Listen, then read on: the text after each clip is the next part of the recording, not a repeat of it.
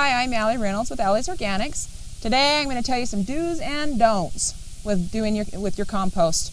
Some of the do's are use organic matter, grass clippings, leaves, pine needles, things from your kitchen. You want to do things like your greens. You want to use eggshells. Things that you don't want to use from the kitchen are meats, oils. You don't want to use any dairy products. Those things attract animals, and they also introduce bad bacteria into your compost.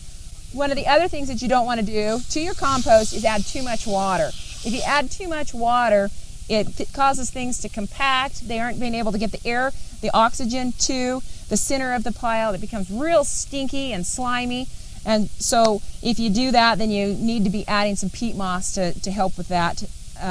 You do want to make it, though, to where it's a nice wrung-out sponge consistency so that it has enough moisture in there that it can break down, but not too much. Animal manures like cow, horse, chicken, goat, rabbits are really good. All of that's really good to add to your compost also. If you can mix some other things in with it, some grass clippings and some leaves, that really helps break it down too. But you don't want to be using things like the animal feces of a cat or a dog. You don't want to be using human. You don't want to be using diapers in there or plastics or anything like that into your compost. These introduce bad bacteria, and we don't want that in our compost. You also don't want to be using a synthetic fertilizer. Synthetic fertilizers, when you put them in there, they basically kill off the good organisms that are in your soil. And we want the good organisms in there. We want things that are living and moving, and we don't want to kill off the worms. And so don't use anything that's inorganic to your compost.